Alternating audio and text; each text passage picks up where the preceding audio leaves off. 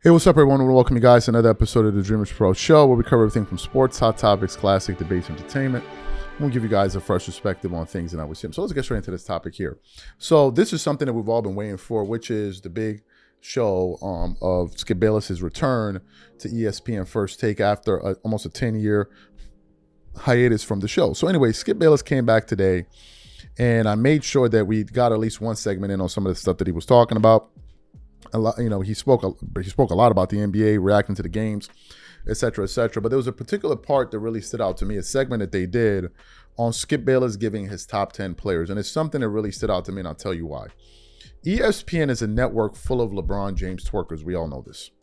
There's so many of them on the network, you can't even count them. Mike Greenberg, Stephen A. Smith, he's a twerker. He's just a fan that got his feelings hurt by LeBron. Stephen A. Smith, Kendrick Perkins, Jay Williams, and some other names that I can't remember right now. And they all like to promote this thing of LeBron being number two. They almost all agree on this thing, right? It's almost like it's almost like it has to be in their contract, like you have to say that, right? And usually that's what's said on the show. And you rarely have people come on that network and give you another point of view. So I was very excited to see Skip give this point of view, because at least it's different from the usual slop that we get from these guys, right? Even Cameron, that came on the other day and said, oh, if he wins a ring, he'll have 2 more rings because Bronny won. Like, it gets too much. It's nauseating after a while. So Skip began to go through his top 10 list, right? And Stephen A. Smith was listening. And as Skip was breaking down his list and slowly getting to the bottom of his list where he ranked LeBron number 9, you could literally see, like, LeBron fans running in the streets and losing it. They couldn't handle the fact that someone that came on that show wasn't twerking it up for LeBron James. Before we even get into what Skip had to say, today's video is brought to you by our sponsor, PrizePicks. All right, guys, the regular season is wrapped up and the NBA playoffs are finally here, and there's no better way to cash in on all of the high-flying hoop action than PrizePicks, a preferred partner of the NBA. Every bucket, every dime, every win means when you're making lineups on PrizePicks. And here's something you didn't want to sleep on. PrizePicks has the Do It Live 2026 NBA Finals sweepstakes going on right now. Make a $5 lineup with at least one live NBA player picked during the playoffs, and you could win a trip for 2 to the NBA Finals. That alone is reason enough to check out PrizePicks right now.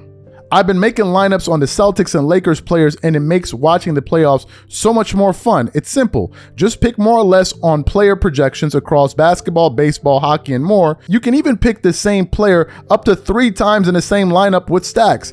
And if your picks get off to a hot start, cash out early with easy payouts before the game even ends. PrizePicks is now available in all 50 states. Download the PrizePicks app today and use code CLNS to get $50 in lineups after you play your first $5 lineup. That's code CLNS to get $50 in lineups after you play your first $5 lineup. PrizePicks, a preferred partner of the NBA. All right, so what I want to do is I want to play the sound of this exchange for you guys. I want you guys to listen to Skip, and I'm going to come back and continue. I'll take a listen to Skip Bayless here. 2 games to none in this series. Austin Reeves bounced back with a 31-point performance, while LeBron, coming off a 27-point performance in Game 1, followed it up with 23. But Oklahoma City's depth and firepower just proved to be too much to overcome. The Thunder got 48 points from their bench alone and had 6 players score in double figures in a dominant all-around performance. After the game, Skip Bayless, who is sitting to my left, went on Twitter, X, whatever it is, and he posted this tweet. And Skip, I can't even read it. It's so ridiculous. Go ahead. So ridiculous. Ridiculous. So right. It's so truthful.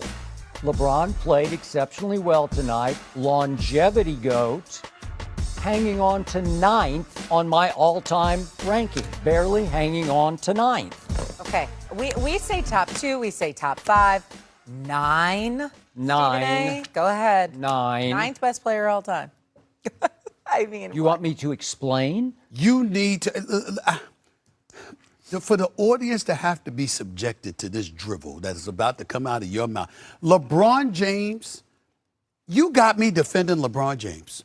9th, 9. Mm-hmm. 8 players in NBA history that you'd pick ahead of LeBron James. Yes. Go ahead, Skip. You know what? It's your day. Right. It's unbelievable. Go ahead. Here's Skip. my point. All right.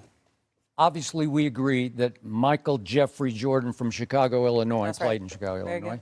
is by far and away the GOAT. Do we agree on that? Thank you very much. Nothing to discuss there. Okay. The 8 players above LeBron James on my list are all, what's that? I'm sorry. Yeah, I said yeah, Okay. go ahead. The 8 above, starting with Jordan, are all cold-blooded basketball killers that I would trust with games for my life. And LeBron James, to me, has proven over many, many years to be the most mentally fragile superstar I have ever closely observed. I mean, the poor man, as gifted as he is, he was born without a clutch gene. So he's lucky to be in the top 10 because he's a liability and always has been at the late game free throw line. You can just look it up. He is, by superstar standards, a poor free throw shooter in his career at 74%, and he's a poorer three-point shooter at 35% for his career. And you want to talk about launching LeBricks? He's launched a lot of LeBricks in his day. And the point is, Stephen A., he's had so many epic fails. And I'm going to go through them for you in just a minute and let you try to tell me I'm wrong about them. But these are monumental collapses that his billions of blind witnesses out there scrub from his resume and sweep under their carpets, their magic carpets. I give you longevity king or longevity goat because he is the most durable player in the history of sports. And that's not even close. But he's 4-6 in the NBA Finals. Obviously, Jordan 6-0 with 6 MVPs. And let's start with my number 2, Magic Johnson. I mean, 5 rings and the greatest winner leader ever.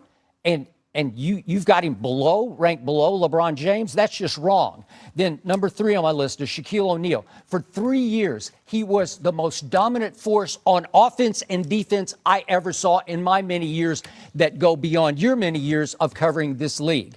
Number 4 on my list is Kareem Abdul-Jabbar, who only won 6 rings in his time with the most unblockable, unstoppable shot that anybody ever shot, the sky hook. This is blasphemy. No, it's not blasphemy. Then number 5 on my list, Tim Duncan. He would have 6 rings if not for Ray Allen saving LeBron's legacy, which should be 3-7 in the finals with the greatest clutch shot I ever saw. Number 6 on my list is Bill Russell, who only has 11 rings, including the last 2 as a player coach. Case closed. Number 7 on my list.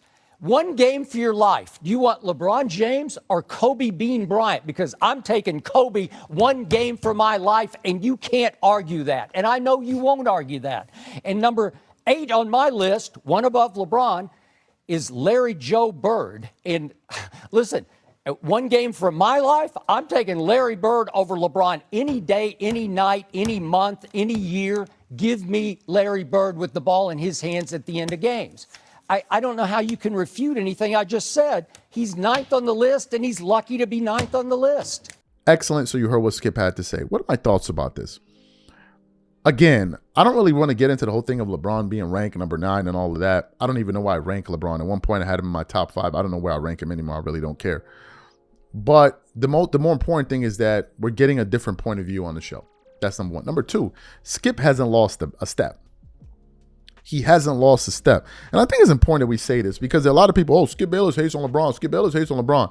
Bro, these people that are saying this, people like you love Nick Wright. People like you love Shannon Sharp with his hating.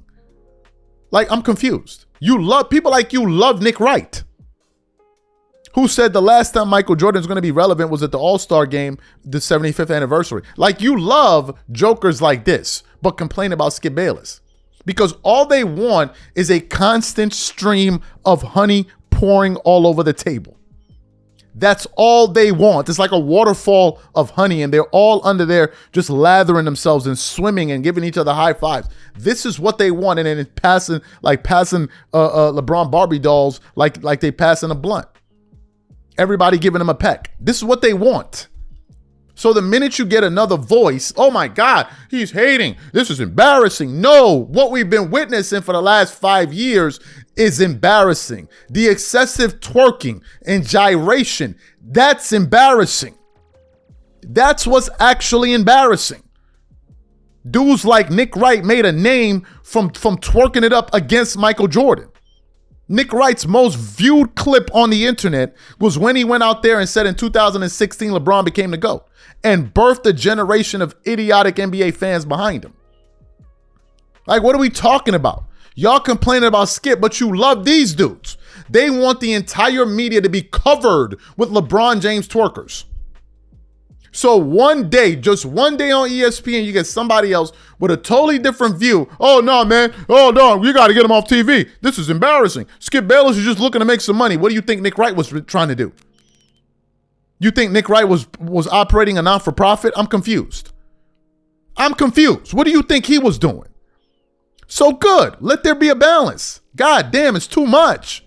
It's too much. Y'all are just trying to cover the entire sports media landscape with only your viewpoint. It's too much.